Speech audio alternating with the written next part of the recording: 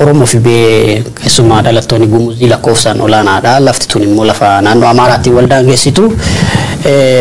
Weerara lafaatti kaayyoon yookiin akeekii namoota itti buqqaanii fi ajjeefamaa jiran jedhamaa ture. Ammallee ajjechaa fi buqqaatiin kun hin dhaabbanne akkuma atuu kaafte qidaame yookiin sanbata darbe aanaa bulan magaalaa bulan keessatti gabaatu ture. Gabaa sana keessatti fiishkaa fuudhaan hoggaanoti nageenyaa bulchaa aanaa dabalatee milishaan aanaadha.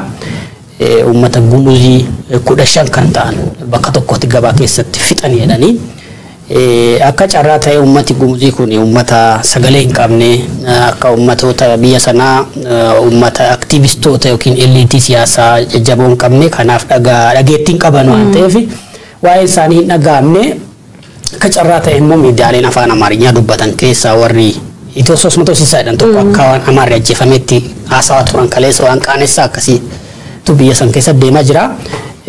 Warri gabaa keessatti ajjeefaman kun akka ati kaafte namooti hundi isaanii jechuun sadarkaa danda'amutti dubartootaa fi daa'immanii magaalatti dhufuu ka jalqabe warri gumuzii kun ulee fureefu jedhanii beektaa erga komaandi poostiin hundaa'e as walitti bu'iinsi naannoo san keessa tureera.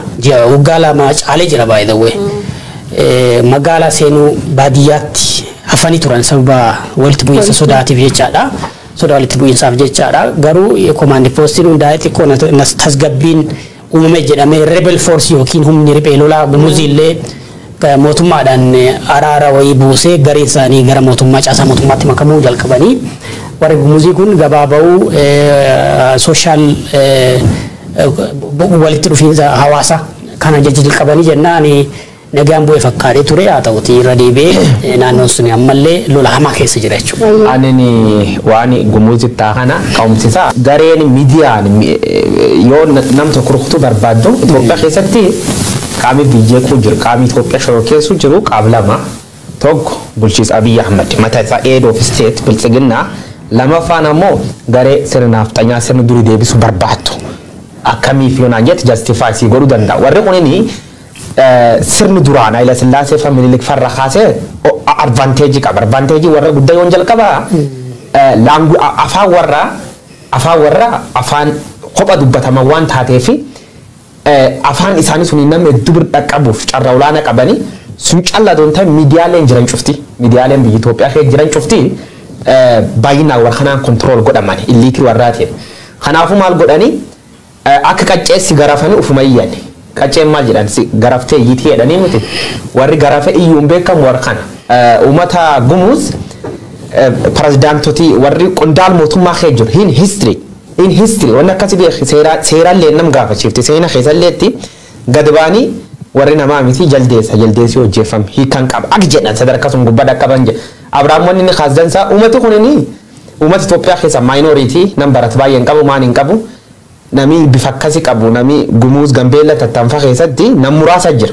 Suniyyuu adantiittuu fi gurguranii illiiti Amaara fakkaachuuf ka jiraatan fakkeenya nam tokko Itoophiyaan soone hayar tokko.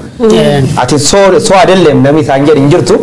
Soo adelleem nami jedhuun hin jiru. Gurriin qaba iliin qaba miiliin qaba garuu sadarkaa sun gubbaatti doominansi uumanii ilmaan nama ajjeessa jiranii jechuudha. Gumuz keessatti lakkoofsi namoota dhumanii I don't know yoo investigate godhan Tigraay Oromiyaa taanse bakkiti nami keessa dhumaati naannuma takkal kanaa jechuudha. Attaakii kana inni deemsituu jira is obvious. Gubbarra miidiyaan ajajin kennanii yaggifa baloo politikan yoo maraaraan jedhuun kan warra gifa magaal kee ciisanii akkuma amree faasaa jirtuuni magaal keessa ajaji dabarsanii jechuudha. Facebook irratti warra xiyyaa fi isaan dagadee ilmaan nama raachiisanii jechuudha. Si saalfachiifti itoo 360 miidiyaan ati baantu namni 15 nu ajjeefam gumuuz Amaaratti ajjeefam jedhanii miidiyaa isaaniitiin ammoo coverage kennanii jechuudha. Wanni kunini guddoo sin ajaa'ibin silleen saalfachiisin hojii warraati yuukanaa jechuudha. Kan akkanaan Itoophiyaa diiguu jiran. Itoophiyaa warri diiguu ijaaruuf akkam foolatitu inni Itoophiyaa rabbiin qophiin qabnu waan taateef every day akka maansaatti diigamaa dhufuu jirti. أنا أقول بولا مين أنا قاعد أدرك هم قبّا جرتيه تقول نانو متى كاريت إيه قاعد يفنّا تكمّنت وياه اللي ساب البنية تورينا ما لا تحجي دبسني تورينا مني كل عشان أجيفه مو فينا ما كل عشان أول ولا كان نام تشنو دبتي قالوا أمسي ريفنا موتا بسون كيس جرا يعني بتجرا إيجانا إنه متكل كانت وربين شانغول جمزي كان أوروموس دبلتي أمهر سلمان جاتا هذا وتجارو يروباي جسرا بكاراتي ولد بويسكم كان أمة أماراتي في أمة جمزي جدوتي إيجاهم بكم على تسونيس نموت نما برتي هذا بملي لفا إدو كلين أمما هدو كبوان تف إيجا نمنيس كانوا ما في كان نانو سنتدمو كمي نمما نانو سنرا وانت نانو سنتي مال فكاتا كان جلو ميسن برانجيني ولتي عديبن زيرو ولتو لاينو إيه شغري ستفترعون يوردا أمرا لا يوردا أمرا أتكالي كفارتير كوانا أستادري كملشتا كتاتاكي أكال هو إيه تدراجتو إيه ندريسي ستمو قبي علينو بكا أرصادرو ገንተናቸውን እየሸመቱ ያለው በቃ ልብስ የገዙ ያለ በቃ ያን ድርጊቱን የፈጸሙት ያለ በቃ ተደራጅ ፊሽካ ነፍቶ ነው ይሄ ነገር ድርጊቱን የፈጸመው እስካሁን ስንት ሰው ተጎድቷል የታወቀን ያለ በትክክል የሞተ 15 ነው 15 አማኑ 14 ቀብረናል ማንነታቸው ያልታወቀ ወደ ጫካ የገቡ ደግሞ ምን ያክል እንደሆነ ጭራሽም አልታወቀም ያለ እስካሁን አልታወቀም አንደኛ ቁጥራን የወረዳ ኮማንድ ፖስትም ችግር እንዳለበት ነው እኛን እንዳየነ ማለት ነው እንደ ህዝቡ ማለት ነው የጸጥታ አካላት ችግር እንዳለበት ከፖሊስም ጭምር ፖሊስ አጃጅም እንበለው የፖሊስ አባላትም እንበለው ከፖሊስ አጃጅ ዋና አላማ ጥቁር እንዲ ወቅት ነው ያለውን የነሱ ታርጌት ማለት ነው በቃ ጥቁር ጭዳሽ እኛ አንፈልግም ስለዚህ ጥቁር ስለማንፈልግ ስለሆነ የግድ እኛ ሞገዝ አለብን namni dhaggeeffatan kun ana bulan magaalaa bulan keessa nama dubbisne akkuma hordofaa turtan afaan amaariffaa saayyuu nama afaan amaariffaatti hiikkate miti haleellaan magaalaa keessatti raawwatame akkuma jalqaba jenne qondaaloti mootummaa fishqaa afuufanii daa'immanii fi hawwan gabaa waltajjiitti fixan jedha reeffa nama 14 awwaallee gariin nirli nam 15 jedha nam 14 awwaallee jirra gaafsana caakkaatti gariin kabaqatan achi buuteen isaanii kan hin beekamne bakki itti dhuman kan hin beekamne ammallee kaaddan bahin hedduu akka jiran tilmaamuun danda'ama jedha namni kun akka jedhutti akeeki waan kanaa ummata gumuzii lafarraa fixu gurraachan barbaannu jedhanii jedha dhumarratti dhaggeeffatanii jiraatan afaan amaariffaa understand gootanii gurraacha waan jedhamuun barbaannu magaalaa akkan seenaniin feenu ka jedhudha warri kun irra deddeebiin akka kaasaa turre naannoo kun naannoo Amaaraatiin waldaangeessaa akeeki warra naannoo Amaaraa bulchan kanaa lafa tana dhuunfachuu lafa matakkal jedhan tana dhuunfachuu akkuma lafa Tigraay walqaayit raayyaa fi lafti tagadee humaraa jedhan san lafa risti deebisuudhaaf lolaa turanii kaaba Itoophiyaatti lafa naannoo hidha haaromsa guddicha Itoophiyaa jirtu sanallee matakkal riskii teenya jedhanii warra falmaa turanii akka carraa ta'ee warri keessa beekanii fi dhalattooti achi Oromoonni illee Gumuzoonni illee akka jedhanitti lafti suni garri caalan uummata Amaaraa achi qubatee jiru iyyuu qubataadha malee lafa riskii yookiin qabiyyee durii kan hin qabnedha. Garuu warri kun tokkoffaa weerara lafaa barbaadu. Maqaa investimentiitiin abbootii qabeenyaatiin deeggaranii hidhattoota achitti bobbaasanii uummata gumuzii lafarraa fixu jechuudha. Waan akkasitu deemaa jira achi keessa. Egaa namoota kunniin duratti guyyoonis yaada gaarii kaaste egaa akkana lafa isaanirraa dhiibamuu ajjeefamuu qofa osoo hin taane magaalaa keessatti keessumayyuu sooshaal miidiyaa gubbatti yeroo baay'ee viidiyoowwan gallakkisu egaa arrabsoo bifuma isaaniitiin gurraachinu waan tokko shaanqillaafa jedhanii egaa arrabsaafa akka turan mana barumsaa keessatti fayyuu deemanii ijoolleen barachuuf rakkachaa akka turanii egaa kun amma zaranyaan afaan amaariffaatiin afaan oromofaatiin hin qabnu malee egaa dur gurraacha fadii jedhama malee gurraachinu as deebee sanyummaa gurraachinu as deebee gurraachaan shaanqillaa jedhanii egaa haala akkasiitiin waloonna jechuun kun baay'ee nama qaanessa. Yeroo baay'ee wanna ajaa'ibnata warri zaranya namaan jedhu wal kana zaranyaa wal caaltammoo hin jirtu dhugasitti ma kan afaan guutadhee dubbachuu danda'a zaranyaa siin jedhanii zaranyaa warra kan caaltu argeen beekan jirutu jirra. Uma Rabbi si kenni. Maal seeta I don't know warra kana maal fakkeessitu biila fara jirta keessa yaa nami sanyiin isaatu wala mammatti beektu sanyii fi hin beekne confused bakka dhalatee fi hin beeku abbaa fi haadha gargar hin beeku gareen akkanatu gareen magaalaa akkas baasee gareen magaalaa Finfinnee keessatti sirna akkana kallee liftu sun garee akkasiiti gaaf tokko hin qabadha nam tokkotti namni suni armaan dura asan beeku namni nama akka walitti dhiyaannu barsiisa kiyya guddoo walitti dhiyaanna OMN dabalamuu kiyyittiin hin qabadha akkuma ganaa OMN seenu wal argine waliin yuunivarsiitii Finfinnee barsiisa namni sun ammaan tana dhaabbata mootummaa tokko heedii ammaan guddoo kennanii federaal gubbaatti doktorii teennee walaa zawuttatu jirru beeta bakka bira jira miidiyaa akshin BBC sura gadhiisee jedheen eessent naan jedhe hojii dhibbi seenena congratulation eessent naan jedha achi OMN seeneedhe achi fuudhi jijjiiran no OMN natti hin toluu naan jedhe maaliif sitti toluu dhabee jedheen zaranyaa miidiyaa no miidiyaa zaranyootaati natti hin toluu naan jedhe namni kun nama akka malee walitti dhiyaanu nama akka malee kabaju nama akka malee na gargaara advaayizarii gorsaa kiyyaan lammeessoo isa beekta achi zaranya jechuun maal jechuu jedheen zaranya jechuun bakka naa deebisuu hin dandeenye beekta achaallee naaree namni zaruuf hin been eezar baastard or pig jedheen yookaan booyyee namni gosuuf hin been yookaan diqaalaa jennaan na taaree na dhiisee na bira deema achumaa wal dhabne jechuudha. Kanaafuu warri kunis zaranyaa warra caalsin jirtu. Yoo warri bir dhufte qulqulluu nam biratti eenyullee taanaan eenyuun oppiduum jal shushukte nyaatamtu taana. Oppiduum jal shushukte nyaatamtu taanaa fi warri gadi hin jedhu. Yusi ati waan amtuun jiraannaan si qabu waan dansaan jiraannaan lafa warri waan falminee fi hin jirti ammaan tanoo san gaafadha. Tigraay falmuu jirtu Oromiyaa wallagga taaknee qabannetiin falmiti gumuuz mata kallaf keessa baafattiin falmiti reeffa iyyuu falmiti bitta reeffa mucaa wallaggaa tunan ajjeesan amaaroon waldimuu harka duubatti dhan masqalii gubbaa keettee amaar waan ta'eef ijjeesanii jette Awurooppaa fi Ameerikaatti hiriira ittiin baadhi jechuudha.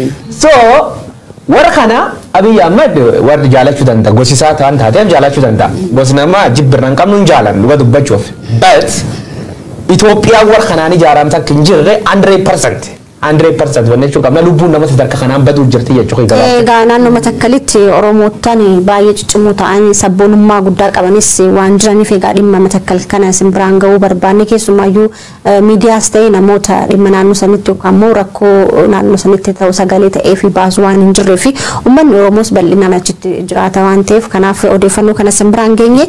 Odeeffannoo kana umuriin dura sababa walitti bu'iinsa kanaatiin egaa magaalota akka bulan barbarfaa keessa dibaatii keessatti amma halkan sa'aatii tokko booda sa'aatii laafii ka jedhanii sa'aatii sochiin uggurametti jira ka jedhu dhageenye jirra.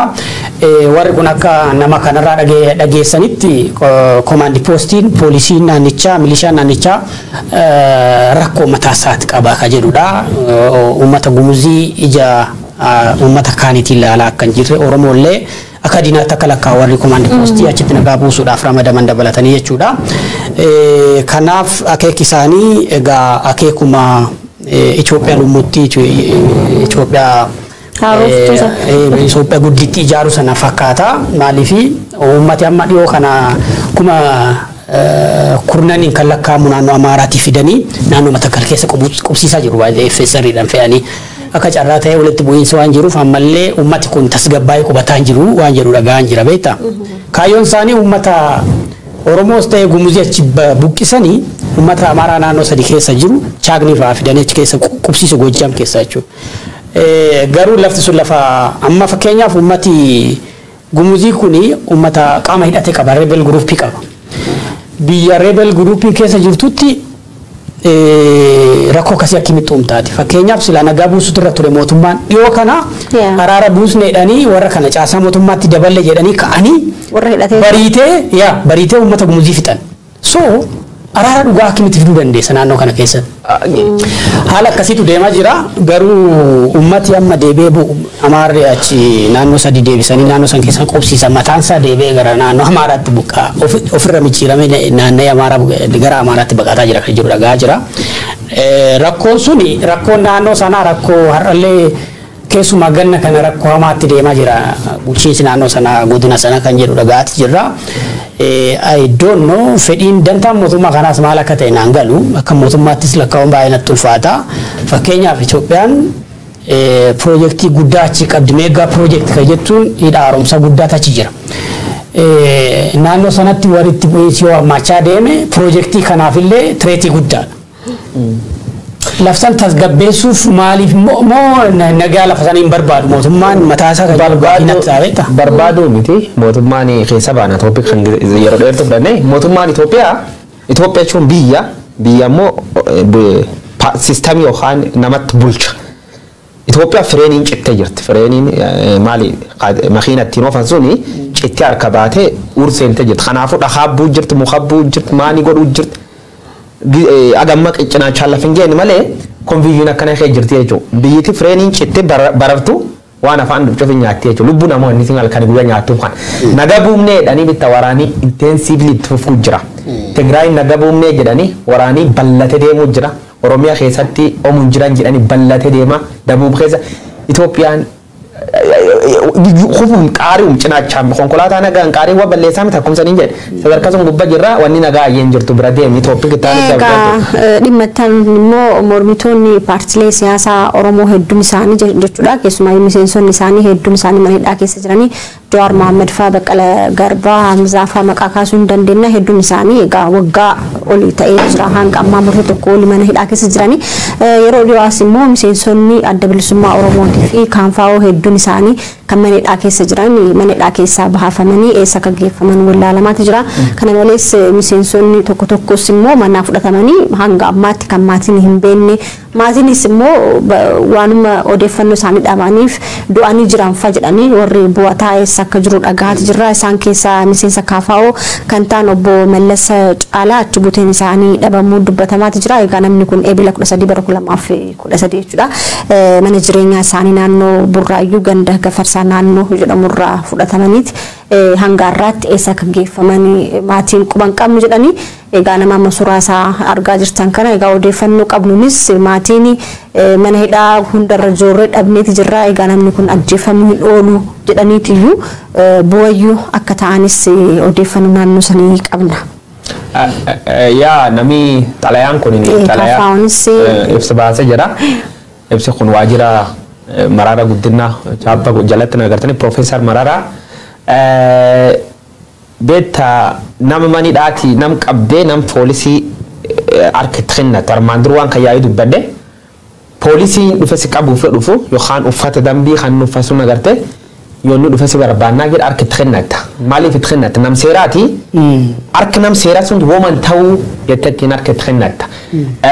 Poolisiin Itoophiyaa keessaa poolisii jechuun hin dandeenyu.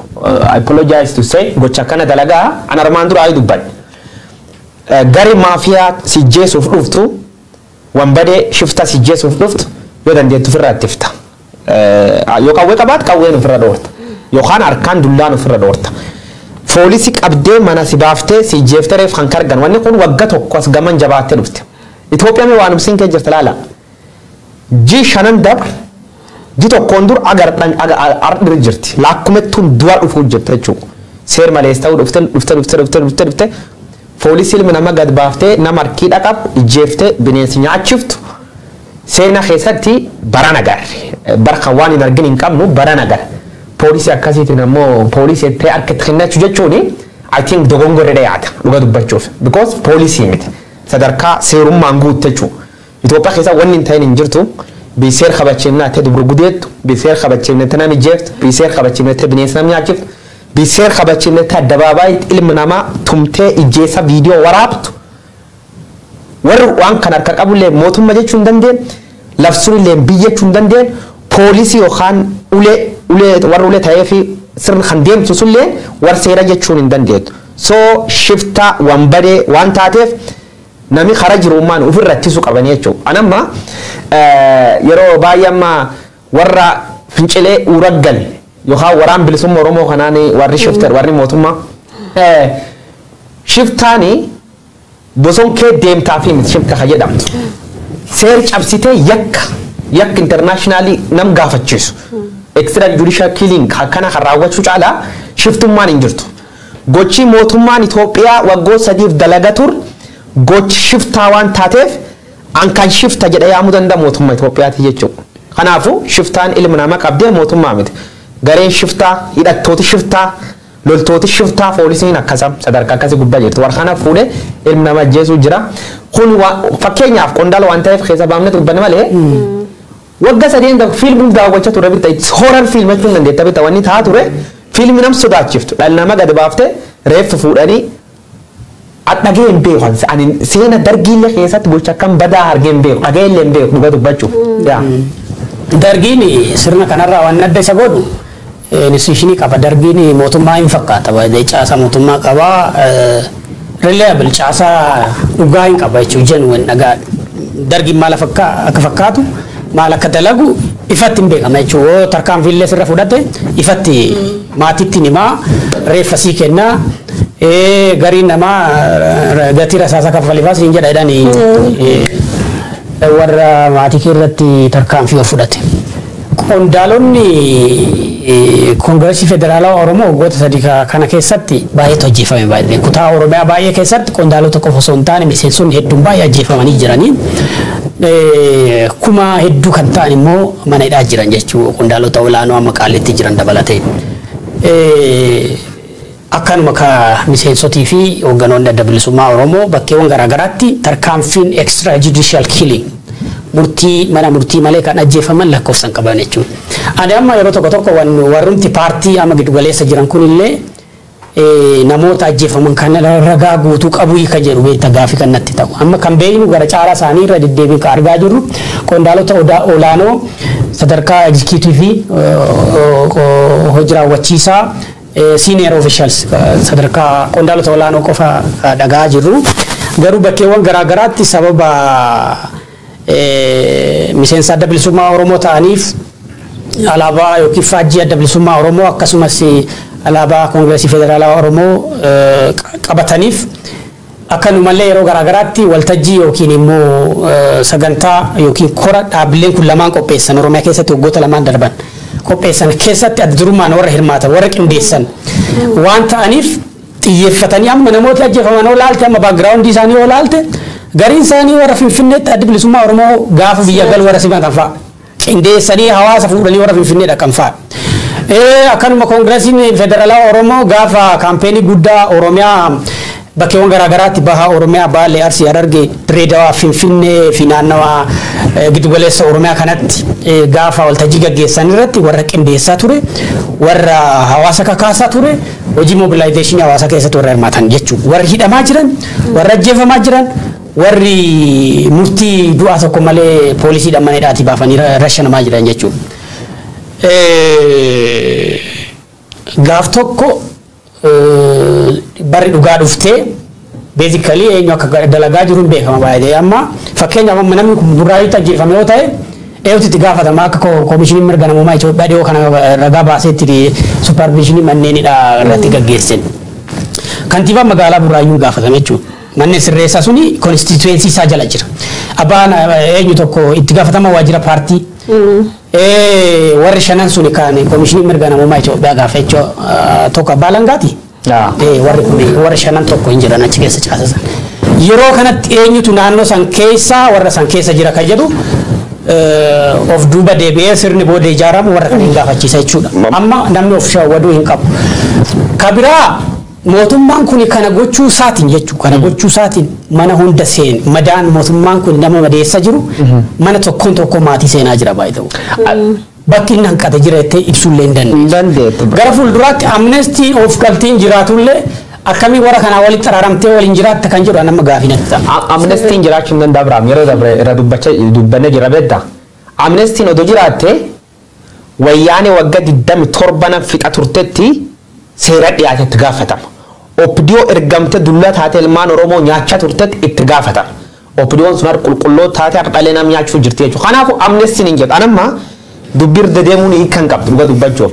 Egaa odeeffannoo biraatiin egaa nama kana keessa fudhannee hanga ammaatti maatiin namni kun ajjeefameera sanbata diqqaa mana fudhatamee gara galgala sa'aatii 6 irratti dha ibsi kunni egaa achi booddee sanbata guddaa gamuma feesbuukiitiin akka ajjeefamuu isaanii mardoon itti himame namoonni sagammaa maatii dabalatee jechuudha haaduu hanga ammaa mana hidhaa keessa jiraatu wanti beekan hin jiru odeeffannoo gama biraatiin immoo egaa jaallammii beenyaa fi jaal daawit abdata bakka duraan asiin dura magaalaa Mojoo mana hidhaa keessa turanii achi booddee mana hidhaa keessaa baafamanii eessa akka geeffaman hanga ammaa hin beeku jechuudhaan egaa maatiin dubbachaa jiranii gama biraatiinis batti urgeessaa qondaalli abaa'oo jechuudha malka awaash malkaasaa turuu isaanii isiniif himnee turre asiin dura egaa mana hidhaa keessatti qaamoleen nageenya jechuudha madfii yookaan immoo sadafii qawweetiin mataa keessa rukutuu isaanii egaa abaa'oon ibsa baaseen himee jira Maamad Deessollee mana hidhaa keessa haaboo malee wayita mana hidhaa keessa turetti miidhaan irra gahee jiraadha kanarraa waan odeessitan batteen mana hidhaa awaash malkaasaa keessa ture mana hidhaa sana keessa kenna darbe kaafne mana hidhaa qondaaltonni dabalisummaa Oromoo baay'een achi keessatti hidhamanii jiran Koloneel Gammachuu Ayyaanaa dabalatee akkanumallee Maamad Deessollee mana hidhaa sana keessa bahe manni hidhaa suni mana hidhaa akkamitti kan jedhu gaafa jalqabaa kaafne turre manni hidhaa suni mana hidhaa bakkee horsiisa lukkuutiif ijaaramee abbaa qabeenya tokkoon jedhanii mana hidhaa concentration camp yookiin namooti jimlaan keessatti hiraarfamanidha obbo Batteen dhiyoo kana injira kan namoota siyaasa kana toorchi gochuun namoota mana hidhaa keessa baastee ispoortii hojjechiisuu miila jilbiibidhaan aspaaltii irra oofuu waan akkasii jiree qondaala kanarratti waan akkasii raawwachuuf jennaan hin didee natti fakkaata inni dinnaan sadafii qawweetiin huuruu keessadhaan kan jedhanii achi hin dhiigee haga yoonaa wal'aansa hin arganne kan jedhu dhagaa jirra mataan isaallee buruqee jira mataa keessallee dhaamuu dhageenyati jirra akkaati kaafte immoo qondaalonni lamaan jaallammii fi abdataan mana hidhaa Mojoo manni hidhaa Mojoo sunillee mana hidhaa hamaadha achi keessaa fuudhamanii bakki isaan jiraniin baramne kan jedhu odeessi amma jiru jechuudha. Mana hidhaa awaash malkaasaa fi awaash arbaa kanaan egaa odeeffannoo asiin dura ijoolleen wajjin BBC Media Action yaadatta hidhamanii turan egaa gaafa nutti manitti lafa kiiloomeetira 2 akkas ta'u aspaaltii ijaaramee jira aspaaltiin kun makiinaan irra akka deemuuf miti taa'ima jedhamee torchi gochuudhaaf achitti kan qophaa'ee jira achirratti gaafa aduun haruurri jira miti guyyaa qixxee gaafa baatu saafaa jechuudha egaa baay'ee aspaaltiin kun achirra miilaan akka fiiganii hin godhama gaafas deebi'an immoo karaa kun daandii korkoon jedhamu kanarra fiiganii deebi'anii laallikaa miila kan kee qullaa aspaaltii warra fiiddee kaatee deebitee dhakaar haga yoo fiiddu hagam akka nama miidhu egaa namni kunis kana waan didaniif sadafii qawweedhaan miidhaarra geessan jechuudha. Ani waan akkuma nidhaarra baay'een pooziitiivii mootummaa Itoophiyaatti ragaa baheessa torchariin bara wayyaanee dhageenya suni hin jirtu jedhee ragaa bahee ture. Of course narri hin dhaqqabne namni na tuttuun hin jiru torchar na godhin jiru. Most likely waan poolis federaala jar tureef ta'uu dandeetti. Bakka sunti an poolis federaala jalatti namni tumamee maanii tolfamee hin dhageenye. Bakkiitti mani dhaati baasan itti nami jeesan bakkiitti torchar godhanii matanaan borosan bakkiitti nami jeesanii waraabessi nam nyaachisiisuu jiran entire Oromiyaa keessatti jechuudha. Kan irra proof wanni ati gootu Oromiyaan garee OPDO'dhaan tana OPDO'n Oromoof diin ta'usii practically nu agarsiifte jechuudha. Maal namoota poolisii federaala jalatti hidhamanii turan manni murtii bilisa dhee gaafa gallakkisu kan dhufe. Kan dhufe nam qaba ture poolisii Oromiyaati jechuudha. Kanaafuu anini sometimes aariin dubbadhee aggressive jib adda qabaadheetii miti dhuga dubbachuuf garuu half truth half lie wanni jedhan hin jirtu dhuga dubbatta akkasiin jirtu dhuga dubbatta dhugaan beekuun Oromiyaa warri nyaachisuu jiru diini Oromoo kawayyaane caala Oromoo balleessuu jiru OPDO ta'uu siin agarsiiftaa jechuudha. Lammi beenya hin qabata gaafa maakalaayii cumnee jedhanii diraamaaf abiyyi diraama hojjetanii sun shawwadan suni lammi fa qondaaltoti sun ijoolleen sun ijoollee wagga baay'eef bar wayyaanee torchar godhama baate. Hardhaallee ka torchar godhamuu jiru sun jechuudha.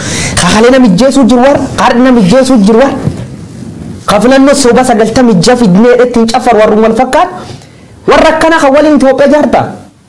Look tana beekta fulaana nabdiitti dhuga dubbat annam siyaasaati miti. Qawwee leelaluutti hin jiru karaa nagaa leelaluutti hin jiru.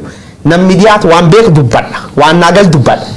agna galtetti yakkina mooma hamama malukku fa keessan namidu mamad deeksiso malukku keessatti dha malukku keessatti akkam ammaanash mammaani jaara mankitiyyaa jaarani mankitiyyaa fi oxaan mangororrii keessan namidu qaroofatani kanaafu wanni ta'uu jira oromiyaa keessa wanni ta'uu jira battu ergeessa ujiin isamaan dhaaba adbilisummaa oromoo keessatti dubbi hima sabqunnamti qaala qabbaay namni kun nam gaafachuu dhaqee qabanii achumaa nam bisan miseenu mulaalatin nam gaafachuu dhaqee scholarship sii kennanii san bisanii jechuudha manidhaa keessa halkanis baasanii nam wayii waan kannatti ma am sorry mucaan poolisii waan naan jedhe beektaa yoo jeesuuf nam baasanii naan jedhe dhugaa rabbi santi ma yoo jeesuuf baasan mee wagga baay'ee as ture jira dadhabne jirra boosha achi kennaniif sun asottuutirna awwaraarriduuti jedhan waan inni achi nyaasuun kaffalchiisaa jedhan kaffalchiisa jechuun namni iteman keekkeet wagga tokko achi tukkaamsit daabboo tokkoof shaayii tokko kennituuf kaffalchiifta dhattee bosona baaftee jeef jara kanaan mootummaa inni justify godhuu dandeenna mee namummaan sammuu qab oromoo sammuu namni sammuu qabna oromoo kee baay'ee jira hin beeka tana arrabaaf hin jenne realitii warri sammuun isa duwwaa kawgara akkanaati ulettee obboleessuuf ijjeessu kalmaan nama bineensi nyaachis kumaatamaan jira dhiisi warri ittiin daballe oromoo sammuu xiqqoo tokko qabdan irdeebiyaa yaada sammuu agana ka qabdan agiroomi dootatin namni ijjeessan kun hamataa uran kun awaash arbaa baanan kan keessatti ilmi namaa ispaaltii oowwitu gubbaa simminto oowwitu gubbaa garaanoof ta'a jechuu garaan aduu saa saddeeti Guantanamo keessa bitta torchariin akkanaan jiru my friend Guantanamo keessa torchariin akkanaan jiru kanaafu bar wayyaanee wanni dalaga manidhaa keessatti hin ta'uu jedhee arragabay tokkottiini manidhaa keessatti nam hin tumani Itoophiyaan jiga bir caalaa jihan gad buutee argamti ardhalle caala bor gad bu'ee deemtee jiru kanaafu waan bar wayyaanee dhiis waan seenaa addunyaa keessatti argineen beekne iddoo agarree ammallee arguuf jirra jechuudha sunitti hidhamtoon siyaasaa dhaqqabuu jira amma guyyoona akkeetti finfinnee keessatti waan akkasii hin baramne beezikalii amma yoo laaltan namooti baay'een qondaaloti adda bilisummaa oromoo illee namooti siyaasaa hidhaman baay'een isaanii manneen hidhaa finfinnee keessaa baafamanii gara caalan isaanii gara oromiyaatti dhiyoo kana ammoo kan laalaa turtanii gaazexeessitooti Itoophiyaa keessatti dhiyoo kana gara 10 ol hidhaman Awaash Arbaa geeffaman Affaar mi lafti sun achi geessanii jiran gabaasa Addis Standard irraa laalinatti fakkaata finfinnee xiqqoo wayyoo kan horatti tokkoffaa komishiniin mirga namummaa Itoophiyaa dhiyoo jira supervisionii gaggeessuu hin danda'a dhaabbileen mirga namummaallee finfinnee keessa warri jiran miidiyaa dhiyoo jira finfinnee keessa miidiyaan addunyaarree akka odeessa isaanii argatuu danda'a waan ta'eef dabii isaanii irra raawwatamu dhokatuu dhiisuu mala ka jedhu irraa kabiraa immoo finfinneen giddugaleessa dippiloomaatotaati international community baay'eetu jira kanaaf akka hin saaxilamneef anamma kana galaa jirutti dhiyoo gar caalan isaanii namoota siyaasaan hidhaman baay'een isaanii dhiyoo kana ji'oota lama sadii dura gara Oromiyaa keessatti Awaash Malkaasaa Affaar bakkeewwan giddugaloota leenjii waraanaa fa'a Baatuu Awaash Bishoollaa Xollaa kan kana kan geeffaman because of what mootummaan dabasaa miidiyaalee irraa dhoksuuf dhaabbilee mirga namummaa irraa dhoksuuf namooti dhiyoodhaan miidiyaatti dhiyootaan jara kana dhaqanii gaafatanii gabaasa mootummaa saaxiluu akka miidiyaaleef akkasumas dhaabbilee mirga namummaaf hin kennineef warra kana hiraarsuudhaaf bakka kana geessan ka jedhu wanno akkasiirra hin ga'e jechuudha. Rakkoo kana nuti amma namootuma bebbeekaman kanneen kan dhageenyu malee namoonni dargaggoonni hedduun isaanii waan isaan irra qaqqabu finfinnee malee keessa ta'ee namoonni hin beekne dhageenyu malee odeeffannoo akkasii namnis nama bebbeekamaa kana irra caalaa maal irra jira akkam ta'e kan jiru namnis gaafata waan ta'eef kanumaaf odeeffannoo arganna malee waan hedduu dhaga'uu dandeenya osoo namni gabbayee carraasaa argatee dubbate. Caaltu ulfaadhu waa tokko caallatti dara jechuun ekspiriyaansi waan beeku waan kaasuu qabuufi. Angkaba munduratti akkana barbaadan beeknaani bakka jiritti ma poolisiin Oromiyaa kana bira dhuftuutii jedhe maqaa Oromiyaa qabdi poolisii Oromooti isaan kana bira dhufaniitii jedhe aytootu akkam yaad seeta isaan caalchifatte bakka afaan waan dubbattuuf miidiyaa irrallee warri itti dheernaan nabee Oromoo poolisiin Oromiyaa yoo naqab darkitti kenna dhadhibiin jiroona barbaadan koottaa jedheen poolisii Oromiyaa aman warri ammoo qabeman dukkana biimbii keessatti naayit isaatii 12 olii fi poolisii Oromiyaa Polisiin federaala dhuga dubbachuuf kabaj ijoolleen poolisii federaala kee jirtu nama qabdu ta Oromoo bittatachi kee jirtu ta qawwee baattullee akshiin misiin daladduut hoblaansi jeesa sammuu garbummaa beekta sammuu garboomtu akkasii gizee duna gaddisiisa Oromoo keessa Oromoo keessa gareen akkana jiraachuun guddoo na boochiti beekta bakka doormaanti taate dhalattee jirti ijoolleen sun midhaan itti kennan sunillee midhaan kiniin loonii heddusanii gowwoomsa ta'uun dhaban dhuga dubbachuuf dhuftee ijoollee faanum nama afaan Oromoo beeku ati dhuftee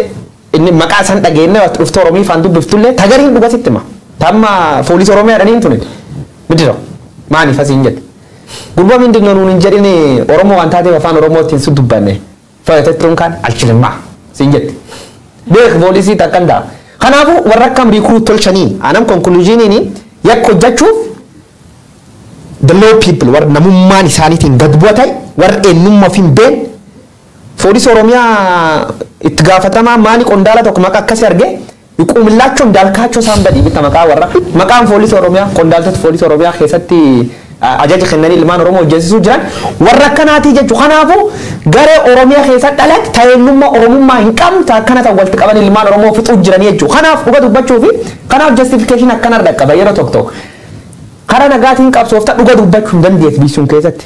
Oor callistee garboomte bulu oor karaa ittiin mormachuutti solutionii ta'uu danda'a malee reef namaa qotorree bitta dadhabne ebel ijjeessan ebel mataan urat ebel ijjeeffame gatam ebel maani ta'e even we are tired sammuu teenna nu jeequu jirtee jiru kanaaf gatiin qabdu Oromummaa qabdoo jiraatu yoo namummaa kanaa tan taate ilmaan hiyyeessaatti hin taphatina midhaan atar nyaatu kun hin borsi nyaatani waan taateef.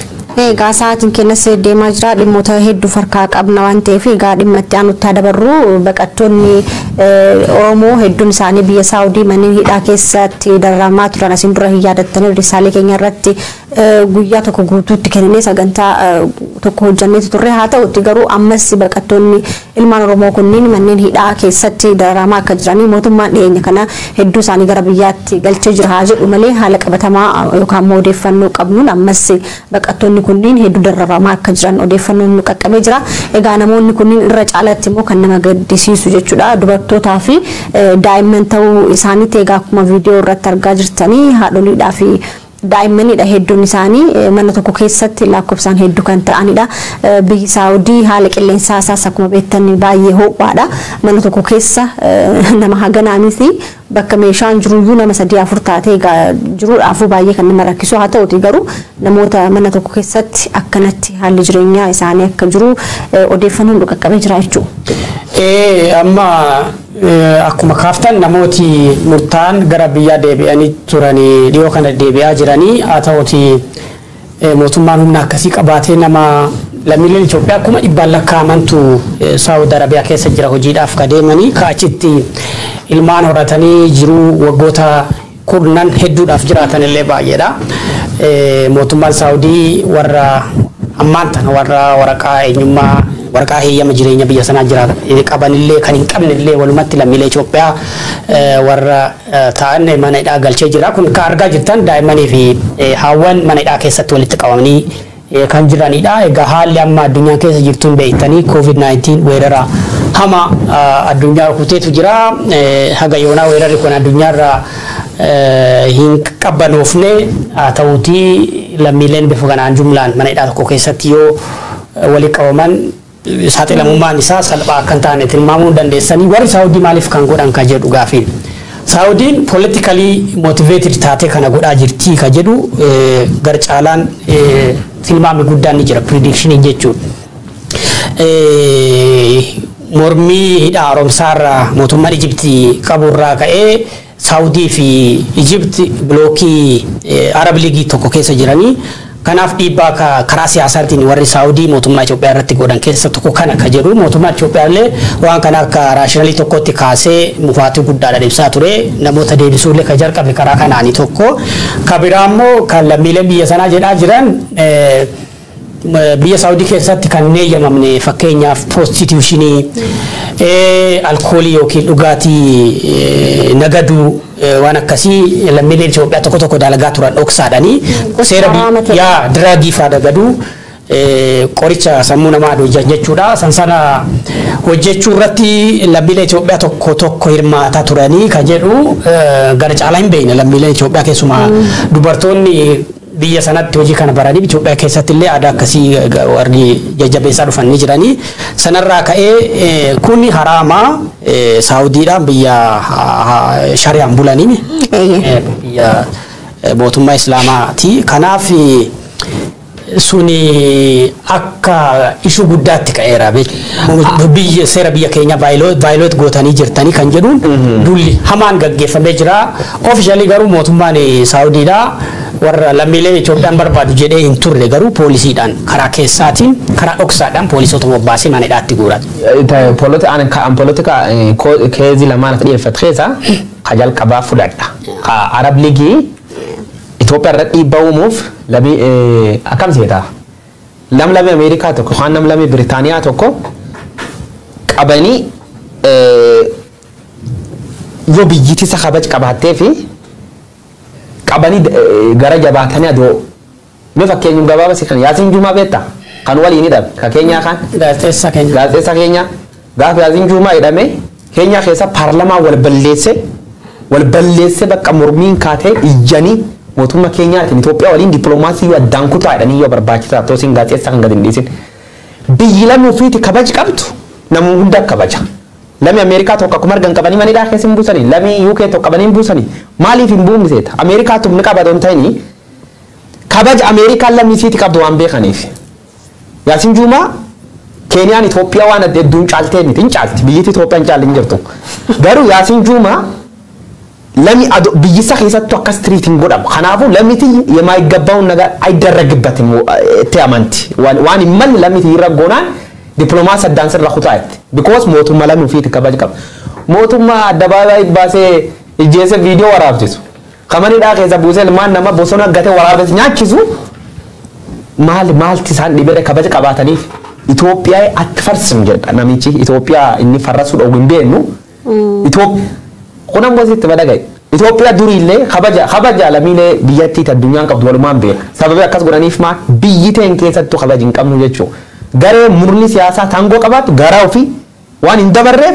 lamiileen siiti gatii hin qabdu kanaafuu lamiileen uummati biyyatti akkanuma miidhamaa jechuudha Saawudi Arabiyaa keessa prostitution Abrahaam Sajjar sun diraagii waan gargaran tolchan dhugaa lamiilee hedduu jira bitta diraagiin addunyaa keessatti maqaa qabdu khalafsuun keessa bilisummaan jiraattu Itoophiyaa callaa maaliif hanti godhan Politikali Itoophiyaan gatiin qabnu waan arganiif biyyiti tante gati dhabdennaan addunyaan cufti gati sodowwatti tanaaf warra mootummaan Itoophiyaa yeroo darbee biyyatti deebisee jedhee gaafa laaltanii dargaggoota hedduun isaanii nama qaamaanillee ciccimoo ta'anidha warri amma immoo hidhaa keessatti hafee argitan kunniin jechuudhaan irra caalatti wanti gaddisiise jechuudha daa'immanii fi haawwanidha egaa dursi kan kennamuu qabu illee kan ture namoota kanneenii fi tokkoffaa rakkoon tokkollee dhufeeti karra caalatti miidhamu namoota kanneen waan ta'eef egaa mootummaan maal yaadee akkasan godhee hin beeknu Abrahaamoo waan jettuun qabanne dhimmattan taasisan. Akka amma ka'e mootummaan biyya keessaa lammiilee isaatiif kabajaa hin qabne addunyaa irratti mooraalii kamiin mirga lammiilee isaa kabachiisa akka jedhu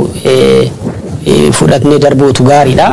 Haa ta'utii carraaqqii karaa imbasii naannoo sanaa godhamaa ture amma tokko waan jajjabeeffamu garuu lammiilee amma kanneen argitu I don't know maal jettee akka ibsuu dandeessu maal imaammatii yaalaa Itoophiyaan qabdu hariiroon Itoophiyaa fi Saawudii yoo ilaaltu amma ministeerri muummee Abiy Ahmed Saawudiitti gaafa Nobel Eritraa wajjin walitti araaram yenishaan tashallaamii jedhanii Saawudiin badhaastee turte beekta Abiy illee Isaayyaas illee nishaanii warqii itti keessa turte hariiroon sun amma saraqeeti Saawudiin lammiilee Itoophiyaa hamma kana gaagaati ka jedhu gaafii guddaa amma gaafatamaa jirudha beektaa egaa uummanni Oromoos addunyaa guutuurra jirtanii ammaan duras dhimmoota kana bira dhaabbachaa turtanii haga biyya ofiitti deebi'anitti jechuudha egaa akka bira dhaabbattanis ni jenna dhimma keenyatti aanuun immoo gara Tigraayitti haacanuuti egaa warri TPLF magaalota hedduu asiin dura Maqalee qabachuu isaanii ni yaadatama Maqalee biras darbee magaalota Maqaleetti dhiyaatan hedduu isaanii of jalatti dhuunfachuutu dubbatamaati jira egaa dhiyeenya kana immoo Allamaaxaa dabalatee iddoowwan hedduu gara naannoo Amaaratti as siqanillee qabachuu isaanii dubbatamaatti jira mee guyyaa achirraa nu jedhe. Addi bilisummaa uummata Tigraay TPLF Tigraay misa bulchuu jira guutuu Tigraay TPLF ammoo paarlama Itoophiyaa irratti ashabbaari yookaan terroristii jedhamte labsamte jirti jechuudha. Mootummaan Itoophiyaa jechuun mootummaa lammiilee isaa terroristii dhiisee bira baqate jechuudha.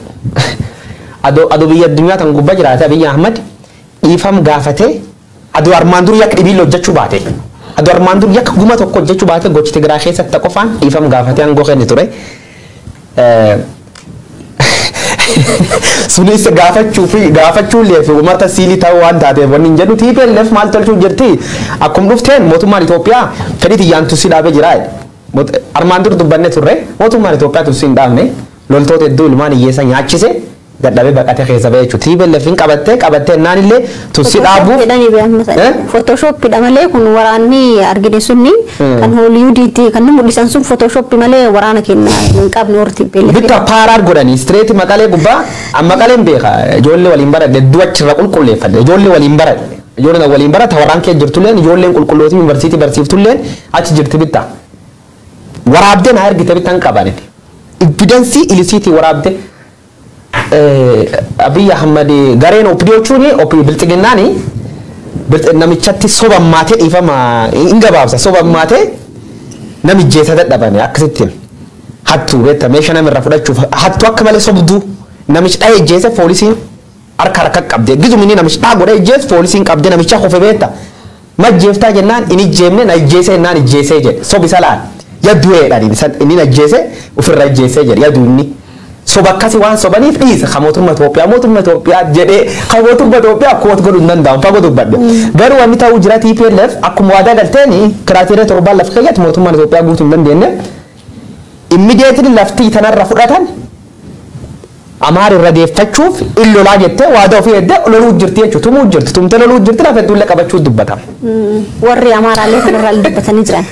Amma kaleessaa fi dheengaddaa kan lolamaa ture kibba Tigraay naannoo Alamaxaa Kooram akkasumas lafa raayyaa jedhan kanana lafti amma meeshaaleen gurguddaa waraanaa taankii Zu-29 hamfi jedhanii konkolaataa sana biratti labbas Karaayyaattis biyya kan irra boojjan ilaali. Kun egaa konkolaattota waraanaa kan mootummaa federaalaa ka Abiy Ahmad amma kan milishaa naannoo Amaaraatti iyyuu viidiyoo tokko argaa. Kale deemaa ture. Deemas ture. Qabeenya mootummaa federaalaa ka waraanaa baay'eetu dhaalame. Maal jedhe? Yatal tarara Amaaraan tarara ofii jedhaa tureebi yatal tarara gaarichi beeti gaarichi beeti so kibba Tigraay amma lafti isaan irraa fudhatamee ture waraana kanaan jechuudha Alamaxaa Kooramii fi Raayyaadha haga yoona naannoo kibba Tigraay Maqalee irraa gara kiiloomeetira 150 jedhanii lafsana deebisanii fudhatanii kan jedhu guutumatti Odeessa amma bahaa jiru lafa tana kaleessa guyyaa kun Odeessa kan odeessinu jalbultiisaa ganama lolamaa ture ganama gaaf lolu gara caalaa humni TPLF rukutamee ture haa ta'uutii kallattii sadiin humna sana damdamachiisuudhaaf survive gochuu baraaruudhaaf kallattii sadiin TDF yookiin Tigraay Defense Force kan jedhamu kun waraane warri humnoota Amaaraatii fi milishaan Amaaraa akkasumas waraanni federaalaa ofirra micciramuudhaan raayyaa keessa gara Amaaraatti dacha'ee achi lafa kana dhuunfatan jedhanii lafti kun lafa Tigraay keessa lafa baay'ee fartaay lafa baay'ee misooma green by the way lafti raayyaadhamu kun lafa durii Oromoon raayyaa keessa jirudha raayyaa jechuun mataan isaa afaan Oromootiin gosti Oromoo kaachi jirtu lafa raayyaa tanarra qubattee jirti raayyaa tanaaf rishee dabaluuf sitti dhufa sila lafa tana kileem kan gochuu qabu mootummaa abbaa gadaatiin Abiyyi sila Oromootu lafti tana kileem gochuu qabu jettee mootummaa abbaa gadaa dhiisa abbaa gadaa yoo akka hin beekne fagoo dubbadde hin beekwaan mootummaa abbaa gadaa dhiisa abbaa gadaa yoo arginu sila lafti tana lafa Oromoo ture lafa Oromoo bara mootummaa ce'umsaatii bara wayyaaneen dhuftee kaastee gara mootummaa Tigraay jalatti deebisan malee lafa Oromoo turte kan gaafatu qabu kan kileem gochuun irra ture akka mootummaa Oromootti sila jechuun Oromoon bakka bu'ee beeziin kiyya Oromoodha OPDO irraa ODP irraa bilisiginnaa taane Itoophiyaa ijaarree jedhanii mootummaan Abiy akkasii kileem godhaan sila mootummaa Oromoo ta'eetan Itoophiyaa bulchuu jedhe ilaa sitti beektaa jechuun Oromoon illee akka of hin gowwoomsine jaa beektaa mootummaa Oromooti jedhanii warri akka yoona dhaadatan jiru osoo mootummaa Oromoo ta'e akka dhaadannoo isaanii silaa lafa raayyaa fa'a lafa matakkalfaa ka Oromooni majority irra qubatee jiru lafa Oromiyaatti deebisuu malan ture. Sanni siti amma kama sanni siti amma Oromoo irra qubattu jiru akka beekaa jira. Daangaa finne kaasuu hin danda'u. Anaan waan midhaaddu anjatti yaaldoon raayyaa famaanii faa matakkalfaa hagaafattuu dhiyeessi. Warri fokkor kunini warri fokkor kun TPLF hin turu warra TPLF tanii yaabsadde duubaan ganarra dubbadha warri mormuuti. Oromoo lafu minni duri gubba jiraatu lafu minni gubba jiraatu gubbaatti nagaan akka jiraatu eeyyamaa fi bitta gaafin deena ilmi nama nagaan oolee qabulee galu jenne gaafachuu jir malee yoo gar lafaatiin dhufte raayyaa faa raayyaa qobboo raayyaa zeebu maan edhan allamaataan tun baay'ee allamaatee dabartennaan TPLF dasee dhufti jechuudha dasee tanuma armaan dur yoo qabattaa takkum TPLF finfinnee dhufuu dandeettii TPLF sin jennaani finfinnee irra interesting qabdu dhufuulleen karoorfatte waan naa mormi si Abrahaam laakiin mormi yani basically ani mormi kasii hin qabu ani dhufaatii isaanii gara finfinnee caalaa basically amma scenario baay'ee jira warri Tigree kuni by the way mootummaa Eertiraa dadhabsiisanii mootummaa Tigree tokko ijaaruu danda'u ka Eertiraa wajjin ka jedhullee hin jira beektaa waan akka kana probability international support attract godhattee jirti karaa Suudaan ittiin seensifti amma sitti madaaga step warri deemuu jiru. Presidenti mootummaa naannoo Amaaraa shallala ture. Shallala tana nulleen shallalumaa mallee beek gizee tokko. Shallala isaa keessan maal jedha yoo lafti Amaaraa taammaan tan deeffantun deebitee harki Tigree seente. Keessumaa raayyaan akka tsee Teediroos. Shugguxii dhugaa jedhe. Waada nuugal kan nuuguutu. Presidentichi mee waada nuugalti nuuguuti shugguxii dhugu nu agarsiisi. Fokkoraan jalqabaatu san nuun fokkorruu jedhetti keeyyatamu. Kanaafuu TPLF unfortunately TPLF khaxeerroon Oromoo dhaqaachaan hadhee achi galchi opdiyoon tankii bira baqattee TPLF amma raayyaa jirti galgal kana dasee galuu dandeetti. Warri kaan baqachuu jira lakkii. Finfinnee am gana Oromiyaan gana maani baqattoota dunguutam tammallee uummata qotiyyoo qara raayyaan ittis biyya nyaatee fite am gana baqattoota dhibii qallabuuf jirraa jechuudha. Egaa warri naannoo Amaaraas jechuudha ህልውናን የማስከበር ዘመቻ ይላኒtiin አካውንቲወን ጉጉርዶ ባንክ akka ንግድ ባንክ አቢሲኒያ አባይ في داشن بات أكاونتين بنامي هدلوناني ماسكبر زمجالني أماري بكم تشوف جرتني نيجا فاينانسي من برباج سوان تيفي وان قبل بيسين برباج داجلني نيجا بريزيدنت من نانو أمارا أجن متشاجر نيجا أكاونت سنة مالي واقع بوسابي هاي نانو تجراي مو أسديبني مو يشودا غرا ساو سوداني تقولا تين يكنتاتي بي سوداني تدمنا نيجا بي سودان وقوت الإيران سودان wajjin turtee achi booddee Sudaan kibbaa taateetiin addatti of dandeettee biyya taateetii waggaa 10 kabajaa turte haa ta'uti garuu of dandeettee biyya taatee booddee bara 2013 natti fakkaate jechuudha. Egaa gara okuraatti deebitee jirti namni bilisummaa ofii labsate immoo as garagaleetu of nyaanchutti ka'ee oduun jettu jirti achirraa odeessinaa jechuudha. Sudaan amma ji'a keessa jiru kana keessa waggaa kurnaffaa bilisa itti baatee kabajuu malti beekta kabajuu malti biyyi Sudaan jedhamtu kun gaafa durii ji'oogiraafii barannu Afrikaa irraa bal'inaan tokkoffaa turteen walitti bu'iinsa kaabaa fi kibba gidduu tureen waggaa kurnaffaa biyya lama taatee Sudaan kibbaa fi Sudaan kaabaa Sudaan ka jedhamtu ka Kaartuumiin adda baatee turte haa ta'uti immoo sun bubbulleeyyuu waraanatti seentee jechuudha.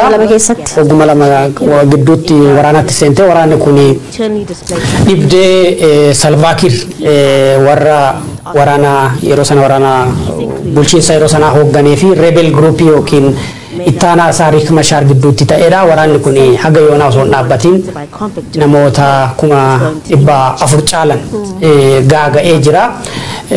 Gara meelina tokkoo fi 600 kan ta'an ammallee biyya keessatti buqqa'anii jiranii biyyi tuni biyya ollaa Itoophiyaattillee araarri yaaliin araaraa waggoota hedduudhaaf godhamaa ture haga yoonaa milkoofne akka namoota tokko jedhanitti bilisummaa Sudaan kibbaa abaarsa itti ta'e ka jedhu jira.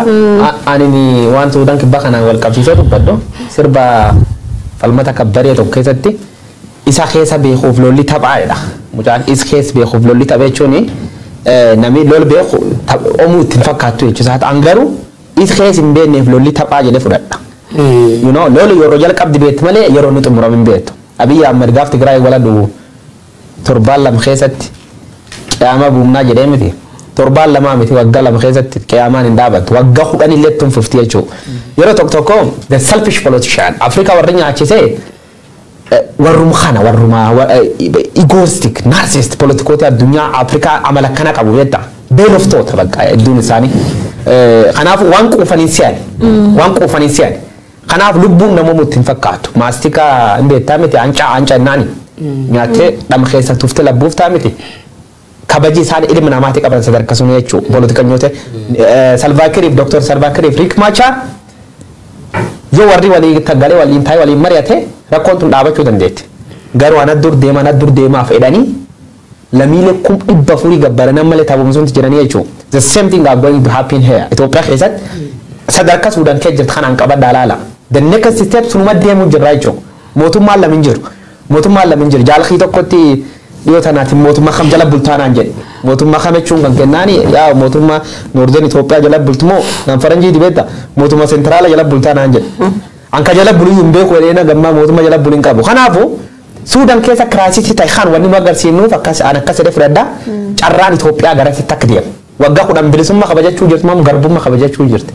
Egaa naannoo kanatti ani waan tokko dubbisuudhaaf yaalee ture amma warri Riik Maachar kunniin warra Nuer jedhamaniiti. Yaa Nuer kun immoo Dinkaa jedhamanii warri Dinkaa kunniin egaa South Sudan namoota gara miliyoona 12 of keessaa qabdi san keessaa miliyoonni 4.5 warra Dinkaati warri Nuer immoo 2.8 egaa South Sudan yookaan Sudan kibbaa kana keessatti irra caalaan illee warri gosaanii caalan kunniin warra Dinkaati warri Dinkaa kun immoo warra Salvaakiroo kaamoo pirezidaanticha yeroo jalqabaatiif ta'ee jiru warri kun immoo lakkoofsaanis gadaanaadha inni biraa immoo warri Nuer kun lafti isaaniillee baay'ee jidha kan qabudha oomishaafillee kan sirrii ta'e akka ta'e dubbatama jechuudha qonnaaf akka sirrii gaariidha warri Nuer kun immoo lafti isaanii gaazii yookaan ooyilii lafa keessaa qabanii qabeenya irratti